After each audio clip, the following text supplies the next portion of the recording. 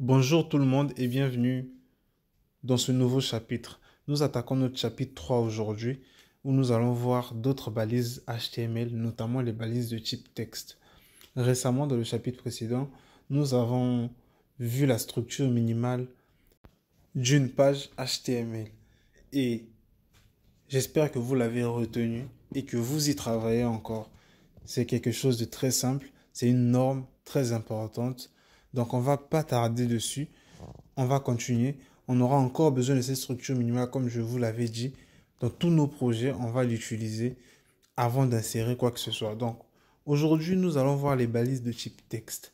Il y en a plusieurs. Premièrement, on va commencer par les titres. Les balises de titres. Imaginez que vous avez un document. Vous avez votre document, par exemple, sur papier. Et vous avez le titre du document. Et puis, vous avez des sous-titres.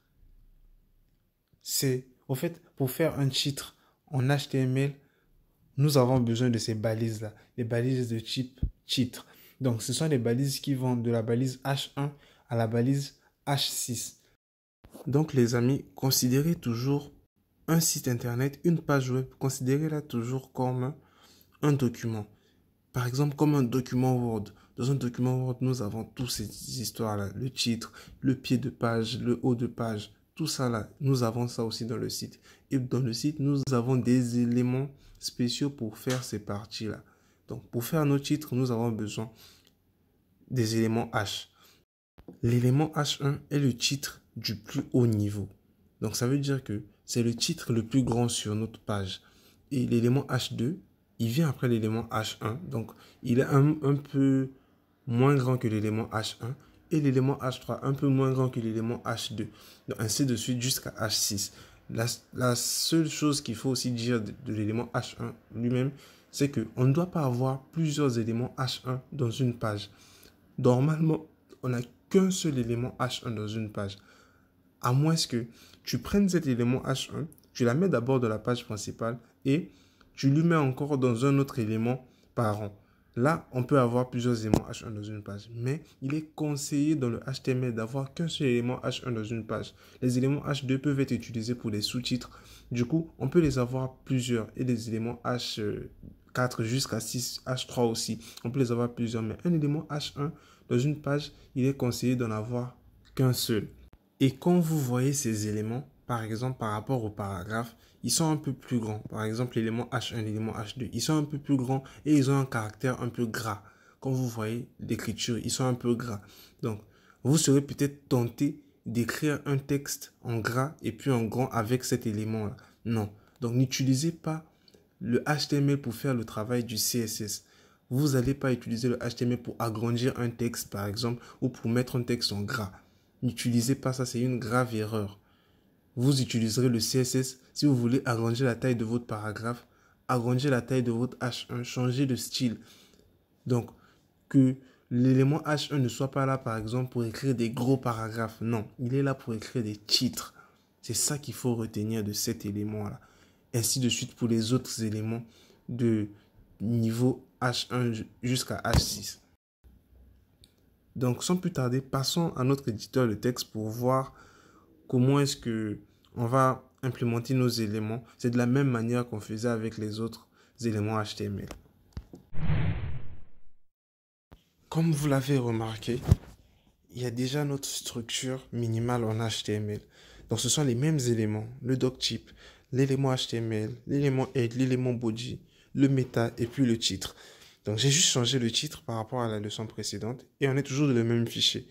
J'ai juste mis le titre en balise de texte. Donc, nous allons commencer à faire un petit exercice. On va étaler tous nos éléments de H1 à H6. Comme ça, nous verrons comment ils se comportent. Donc, commençons par l'élément H1. H1. Et comme texte, nous allons simplement écrire titre de niveau 1. Ainsi de suite pour l'élément H2. Donc, on va simplement copier-coller. On va faire la même chose pour l'élément H2, l'élément H3 jusqu'à l'élément H6. Donc, on va afficher titre de niveau 1, titre de niveau 2, 3, 4 jusqu'à 6. Donc, avec le raccourci Alt, vous pouvez maintenir Alt et puis sélectionner deux endroits au même moment. Deux ou trois endroits où vous pouvez écrire votre code. Donc, titre de niveau 3 et en même temps, titre de niveau 4. Et vous changez dans la balise la valeur du H. H1 devient H2, H3 devient H4 et tout. Vous changez jusqu'à H6. Donc, titre de niveau 1, de niveau 2, de niveau 3, de niveau 4, de niveau 5 et de niveau 6. Donc, ceci nous permettra de voir la taille de chaque élément par rapport à son subordonné, par rapport à celui qui vient après lui. Donc, on va afficher notre page dans notre navigateur. On va exécuter notre code. Donc, on va faire un clic droit, comme nous avons l'habitude. On fera un clic droit et on va cliquer sur Open in Default Browser. Et notre page s'affiche. Nous voyons le titre de niveau 1 qui est le H1, le H2, le H3, le H4 et le H6 qui se sont affichés de la même manière que nous les avons écrits. Donc là, vous voyez l'impact. Vous voyez que le H1 est plus grand, le H2 un peu moins, le H3 jusqu'au H6. Donc c'est comme ça. Donc vous avez un gros titre et par exemple le H2, vous avez votre sous-titre. Et des fois, vous avez encore des sous-sous-titres dans un document. Donc c'est à vous de voir le niveau que à votre texte, à votre titre dans votre document. Et vous sachez que je vais utiliser l'élément H2 à la place de l'élément H1 ou je vais utiliser plutôt l'élément H3 parce que ce titre-là a moins d'importance que le titre qui est en haut. Donc c'est à vous de voir, à vous d'utiliser ces éléments-là. Donc rappel, l'élément H1 doit être seul dans une page HTML, à l'exception quand il est dans un autre élément parent que l'élément body. Donc passons à notre élément P. L'élément P, vous l'avez déjà vu dans le chapitre précédent. On va encore revenir, c'est notre élément de paragraphe. C'est le premier élément que vous avez affiché même dans votre code avec le Hello World. C'est notre élément de paragraphe. Donc, effaçons notre code que nous venons de mettre, notre titre, et passons à l'élément P. Et nous allons juste écrire « Je suis un paragraphe » dedans.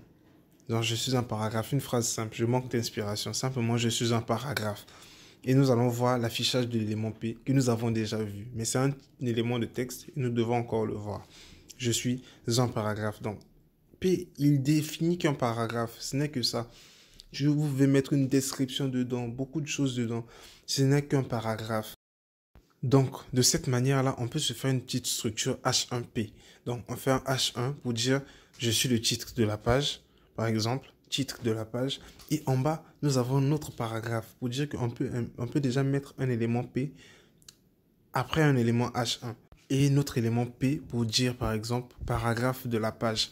Donc, à partir de cette petite structure, le fait qu'il y ait un élément H1 et un élément P, vous pouvez déjà commencer à faire une petite chose. Donc, vous avez une idée, par exemple, vous allez décrire quelque chose et vous faites un H1 et vous faites la description de l'élément P. Donc, on actualise et on affiche. On voit bien que le titre est en gros et le paragraphe est en bas. Donc, comme je vous avais dit, n'utilisez pas les éléments de type H pour agrossir les paragraphes ou pour agrossir ce que vous voulez écrire. N'utilisez pas ça, c'est interdit. On utilisera le CSS pour ça. Pour le moment, on apprend encore le HTML. Donc, passons à d'autres éléments. Passons à notre élément strong. L'élément strong montre que le texte a une importance particulière. Donc, le texte qui est écrit dans cet élément est un texte qui a une importance. Donc, vous pouvez mettre même l'élément strong dans un paragraphe. Et ce qui sera écrit entre les deux balises de l'élément strong sera écrit en gras pour dire que ça, c'est important. On veut appuyer sur ça. Donc, c'est un peu ça, l'élément strong. Il peut être écrit seul, tout comme il peut être écrit dans un paragraphe pour montrer l'importance du texte qui est dedans. Donc, on peut écrire notre élément strong. Il s'écrit vraiment très simplement de la même manière qu'on écoute strong. Et on va simplement mettre un petit texte dedans pour dire simplement élément strong. Pour que vous voyez la façon dont il est écrit. Pour que vous voyez sa façon d'être écrit. Il a pratiquement la même taille qu'un paragraphe, mais il est gras. Donc, on va afficher. On actualise la page. Vous voyez, il a pratiquement la même taille qu'un paragraphe, mais il est gras. Pour dire que ça, c'est important. Donc, il ne doit pas aussi être utilisé pour mettre les textes en gras. Il doit être utilisé pour donner l'importance à un texte. Hein, imaginez que vous avez une phrase sur laquelle vous voulez appuyer sur un mot. Donc, vous voulez mettre ce mot-là, au fait, en avant. C'est avec l'élément strong qu'il faut le faire. Après l'élément strong, nous avons un élément qui va un peu dans ce même sens. Toujours dans le sens d'insister sur un texte. C'est notre élément EM. Donc, on va effacer un peu ce qu'on a écrit dans notre H1. On va changer. On va écrire apprentissage du HTML. Maintenant, on voudrait que le mot HTML soit un mot, par exemple, mis comme s'il était en italique. Il va un peu de côté pour dire que ça, c'est quelque chose à retenir. Donc, on va entourer notre mot HTML là d'une balise EM. Et le fait que nous l'entourons d'une balise EM, ça va donner une insistance sur ce mot-là. Dans notre page web, le navigateur va mettre ce mot en italique, il va partir un peu de côté. Donc là, quand on affiche, on voit que le mot est normal. Et quand nous allons mettre la balise EM en pratique, on mettra ce mot-là, HTML, entre les balises EM. Donc, on va coller et on va couper au fait la balise fermante à la fin du mot pour que le mot soit entre les deux balises. Et on affiche, on enregistre et on affiche. On fait un CTRL S et on affiche. Donc, on va partir afficher. Vous voyez que en actualisant, on voit que le mot HTML, c'est un peu dévié pour donner un peu au fait cette importance-là, pour dire que ce texte-là, il est un peu à retenir, pour insister sur un texte. Donc, la balise strong met en gras pour insister sur un texte. Et la balise EM, il met un peu en italique. On appelle ça l'italique, quand le mot se dévie un peu. Donc, ce sont deux manières de noter qu'on retrouve souvent dans nos documents Word, dans nos documents Excel. Donc, c'est la même chose en HTML. Nous pouvons aussi imbriquer plusieurs éléments EM ensemble, tout comme on peut les imbriquer plusieurs dans un élément P ou dans un élément H1. Donc, on peut mettre par exemple notre mot page dans un élément EM et puis notre mot paragraphe aussi dans un élément EM. Et quand on va afficher, on enregistre et on affiche, on voit que le mot paragraphe se dévie un peu vers la droite et le mot page aussi se dévie un peu vers la droite. En ce moment, ils n'ont pas... En fait, ça ne dit rien, mais quand vous êtes dans un texte que vous écrivez, ça change beaucoup de choses. Donc, c'est un peu ça que je voulais vous faire comprendre à travers ces deux éléments, strong et EM. On va passer à un autre élément, qui est l'élément marque. Il joue un peu encore le même rôle que l'élément strong, que l'élément EM.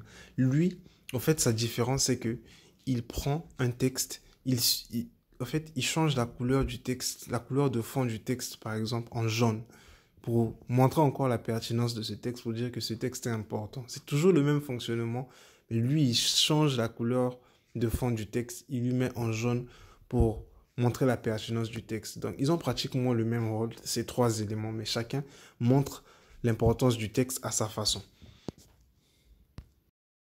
Donc, on va mettre encore un paragraphe.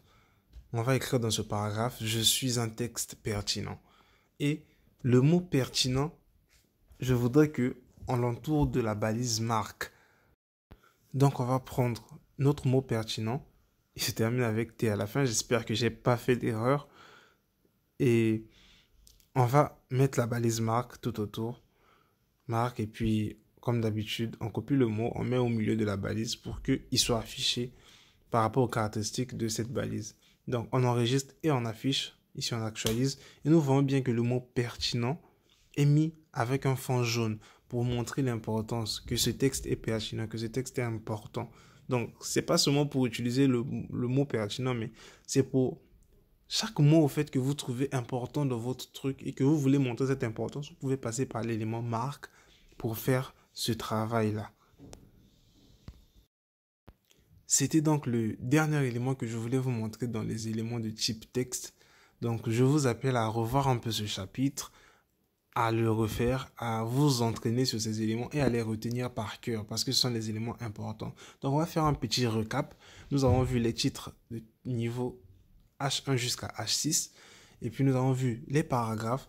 Nous avons vu les éléments de haute importance avec strong. Nous avons vu l'emphrasage, en fait, pour emphraser un texte avec EM. Et puis le marquage, pour marquer un texte d'une couleur jaune avec l'élément marque. Donc les trois éléments strong, EM et Marc, ils ont pratiquement le même rôle. Ils montrent l'importance d'un texte, mais chacun le montre de sa manière. Nous sommes donc à la fin de notre chapitre. J'espère que vous l'avez compris et que vous allez reprendre ce que nous avons fait pour assimiler et retenir ces éléments. Ils sont très importants comme vous avez pu le voir. Et au cas où vous avez des problèmes, n'hésitez pas à laisser des commentaires. Et au cas où vous avez des suggestions, laissez aussi des commentaires. Likez les vidéos pour augmenter encore la pertinence. Regardez aussi pour ceux qui sont dans notre site internet znes14.com. Regardez, il y a le quiz que vous pouvez faire pour chaque cours. Ces quiz-là vous permettront de tester votre niveau par rapport au cours que vous avez fait, de tester vos connaissances du cours que vous venez de suivre. Donc, par rapport à chaque vidéo, nous avons un petit quiz de quelques questions, 3-4 questions, voire 5 que nous posons pour tester le niveau, pour voir si vraiment nous avons compris le cours. Donc, on se dit à la prochaine vidéo et portez-vous bien. Au revoir les amis.